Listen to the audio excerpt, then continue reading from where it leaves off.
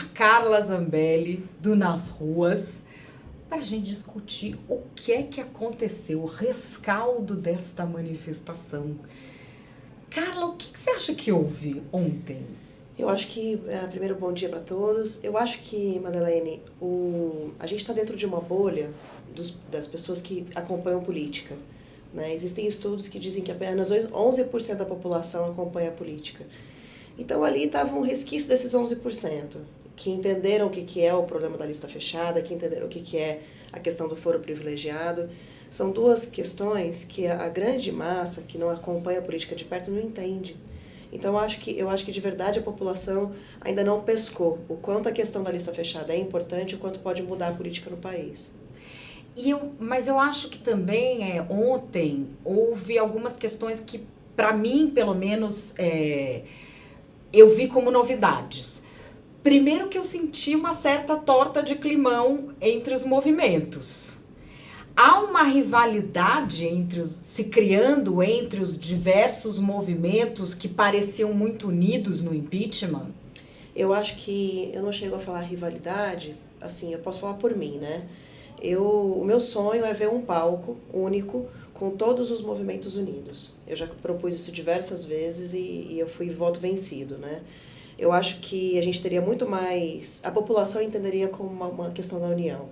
Eu acho que, na verdade, agora há uma bifurcação, digamos, no antes e no depois do impeachment. O impeachment era uma pauta única, era muito fácil juntar todo mundo, era necessário colocar vários caminhões, porque a gente tinha quantidade de gente.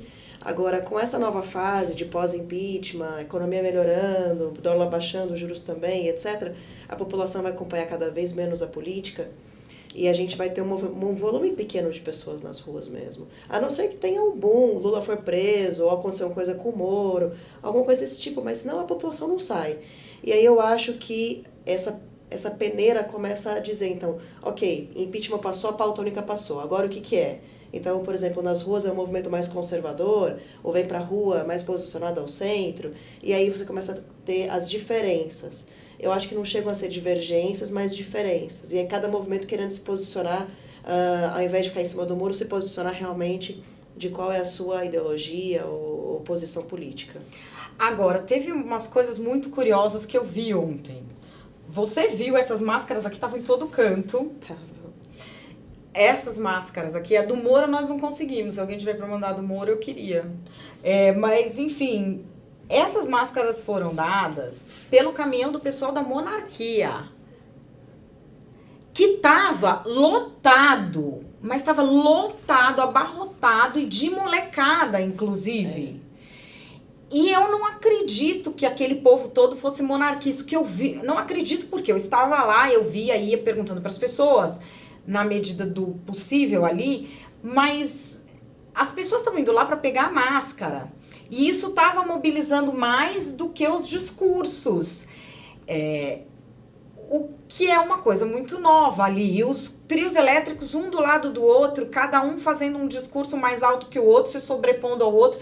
Eu acho que, no fim, aquilo se organizou para uma manifestação de 1 milhão de pessoas, em que aquele tipo de estrutura fazia sentido, e tinha 15 mil. Exatamente. Você pescou exatamente o que aconteceu.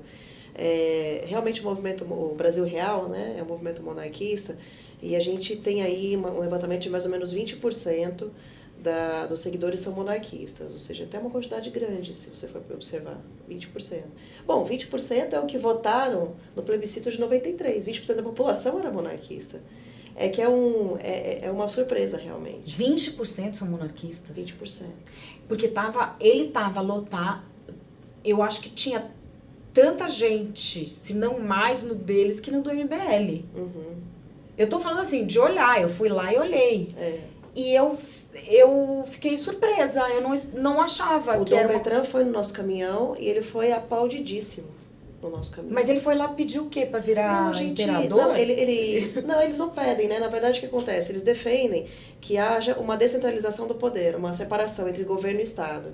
que hoje é centralizada na figura do presidente, e que o Estado, que deveria cuidar de segurança e justiça, diplomacia internacional assim, a segurança, né, jurídica do país, no sentido de um poder moderador, separado do governo, quem administra as coisas. Eles querem voltar, na verdade. Porque podia ser parlamentarismo, podia ter... Mas é uma monarquia parlamentarista. Então, ao invés de você ter um chefe de Estado e um primeiro-ministro, o chefe de Estado é o monarca. Então, eu já tive muito preconceito com isso. Quando eu fui observar as ideias e você começa a olhar países como Inglaterra, Holanda, Espanha, que são monarquistas parlamentaristas, você diminui um pouco o preconceito. Não é questão de voltar ou não, mas que tem muita gente que quer, tem. Porque o Dom Bertrand e o Dom Luís, que são pessoas muito conservadoras, têm os mesmos ideais, enfim, as mesmas ideologias e princípios de vida dos conservadores. Então, os conservadores se atraem por essa questão. Mas, realmente, a questão da máscara também é um ponto que é novo. Antes, os bonecos atraíam. Bonecão agora não atrai mais a atenção, a curiosidade. Não atrai mais. É uma coisa que... Passou. Aqui tem um monte de gente perguntando no chat por que o antagonista fica batendo na tecla de que as manifestações foram um fracasso. Porque foram, eu não tô aqui falando nenhuma novidade. Os movimentos acham que foi um sucesso? Não, eu acho que fracasso, quando a gente fala em fracasso, a gente diz o seguinte, foram poucas pessoas, não foi válido, né? Você coloca o peso na balança. Não, eu não acho que não foi válido, e eu acho que foi válido, que tem muita gente com garra que foi, e que as ideias que as pessoas defenderam lá são importantes e que são representativas. Agora, manifestação boa é rua lotada. Rua lotada. E sob esse ponto de vista, que é o ponto de vista que exerce pressão em cima dos políticos, sob esse ponto de vista foi um fracasso. Exatamente. Se for pensar por esse lado, o que acontece? Se eu sou política hoje e estou defendendo a lista fechada, eu não fico mais com medo. E se as ruas estivessem lotadas ontem, eu estaria morrendo de medo. Eu no lugar dele lá, né, do Rodrigo Maia, desse pessoal que quer lista fechada, eles olharam para as ruas e disseram assim, bom, o povo não está tão preocupado assim com lista fechada, né? Então eu acho que o recado que foi dado parece que o povo não está exercendo sua cidadania como deveria. E a gente não sei se vai ter mais alguma oportunidade de nós mostrarmos isso. A gente vai continuar exercendo a pressão, pode ser feita virtualmente, né? Acho que o antagonista tem um papel primordial nisso daí, e todos os movimentos, porque a pressão virtual funciona, mas a pressão das ruas ficou um pouco a desejar, sim. Você falou dessa coisa da lista fechada. Eu identifiquei ali uma multiplicidade de pautas, muitas das quais não eram urgentes. Isso. Porque, por exemplo, ali tinha a coisa das 10 medidas contra a corrupção. Que tá sendo contados os votos. Tinha o fim do desarmamento. Desarmamento, que eu também achei que é uma coisa... E o fim do desarmamento é uma coisa tão polêmica que você enfia isso em qualquer discussão, a pessoa não vê mais nada. Só fica pensando em arma. Não quer discutir as outras coisas. Você não acha que talvez tivesse todo mundo focado, sei lá, foro privilegiado e voto em lista, tinha atraído mais gente? É um exercício para daqui para frente? Olha, o que eu notei no nosso caminhão foi o seguinte, a gente estava defendendo contra a lista fechada e pelo fim do desarmamento. A questão da polêmica do fim do desarmamento, ela decai um pouquinho quando a gente lembra da consulta popular que foi feita no começo do século e que 66% da população votou a favor do armamento. Né, contra o desarmamento. Então, se a maioria da população é a favor do armamento, de que a pessoa possa se defender legitimamente, se torna menos polêmica um pouco. A questão é que quem é contra é muito barulhento, né, que a esquerda é contra. Agora, mas eu acho que isso aí, quando você bota isso na rua, eu acho que complica. No nosso caminhão, a gente percebeu que a maioria das pessoas que acompanharam durante o dia ali, devia ter, eu não sei contar, mas assim, a frente do caminhão nosso estava cheia. Até umas 5 horas. Aí a gente pediu para dispersar. Quando você chegou, a gente tinha acabado de pedir para dispersar. Eu vi. Então, assim, tinha uma quantidade boa de pessoas, principalmente quando a Joyce chegou, tava tomando ali meio quarteirão e tal. E todo mundo que estava ali era a favor do fim do desarmamento. Então, teve muita gente nova que veio, que não tá nem aí para lista fechada e que veio para o fim do desarmamento. Entendi. Então, é tão difícil. É muito difícil você saber o que está mobilizando as pessoas hoje. É muito complicado. O que eu sei a página do Nas Ruas, que alcançava em novembro do ano passado 33 milhões de pessoas por semana, está alcançando 10 milhões. Então, assim, independente de estar com esse furor aí de lista fechada, com ameaça de morte em cima do Moro, a população Pelo menos a gente diminuiu 1/3 do nosso alcance. Eu não sei como é que vocês têm sentido. Mas o nosso trabalho continua o mesmo, as notícias continuam problemáticas, o Brasil está com problema e a população se desengajou, parece. Você acha que, como houve o impeachment, o povo quis um respiro? Eu passei por isso 3 vezes já. A primeira vez foi no Mensalão. A população se engajou muito, porque o movimento nas ruas existe desde 2011. Houve um engajamento gigantesco para julgar o Mensalão antes das eleições de 2012. Aí, bum, arrefeceu. No final de 2012 não tinha ninguém olhando para as ruas. Aí veio 2013, bum de novo. Teve aqueles saídas nas ruas, todo mundo, aquele milhões de pessoas, arrefeceu de novo com os black blocs. E eu sabia que o impeachment ia passar e ia arrefecer. Veio as 10 medidas, aquele barulho todo do Ministério Público, aquela possibilidade de colocar anistia e tal, deu uma esquentada de novo e já caiu de novo.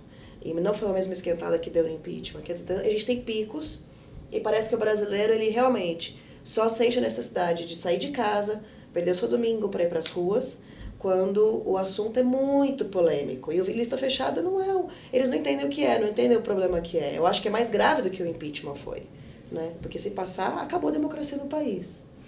Pra gente finalizar, cara, você não acha também que a data, que foi no mesmo dia de um São Paulo e Corinthians... E Lollapalooza. E do Lola... Aqui é Lula na jaula. E do Lollapalooza, isso não complica? Você fazendo o dia de um grande festival de música, pro qual... E a questão é a seguinte, tinha 160 mil pessoas lá, um entrevistado da gente falou... É um negócio caríssimo, que as pessoas se programam para comprar. É Interlagos, a pessoa que já comprou... Não vai deixar de ir, com certeza. E São Paulo e Corinthians, aí... Você não acha que foi, assim, um mix de... Foi. Assim, pro espectador saber, eu acho que é importante, porque isso é uma coisa muito de bastidor, mas eu acho que é importante eles saberem. Os movimentos todos tinham se organizado para sair dia 9/4, né? Porque abril é um mês terrível. Tem feriado de 21 de abril, depois tem o 1º de maio, e a gente precisava de pelo menos 3 meses para se organizar. A gente soube então que o Vem Pra Rua estava se organizando para 26/3. A gente ia soltar 9/4 e acabou soltando 26/3 para acompanhar o Vem Pra Rua, que já tinham feito esse pedido da manifestação lá em janeiro. Então, os outros movimentos que tinham se organizado para ir em abril acabaram antecipando, para sair junto. E eu acho que... E aí depois descobriu-se que tinha o Lollapalooza. Quer dizer, é um negócio que a gente não acompanha, né? Os líderes... A gente não liga muito pra música, mas eu acho que foi uma falta de estratégia aí grande. Mas eu acredito que... Por exemplo, ano passado parece que teve também. Acho que 13/3 do ano passado também tinha o Lollapalooza, tinha uma coisa assim. E lotou. Então... Entendeu? Eu não sei se é só isso, não. Eu acho que a gente fica arrumando desculpa. Nos outros estados não teve Lollapalooza, não teve jogo e também não teve gente. Exatamente. Salvador teve gente. Salvador acho que foi a única cidade. O nosso Salvador ficou bem satisfeito com o público. Falou que foi mais ou menos o mesmo público das outras manifestações todas.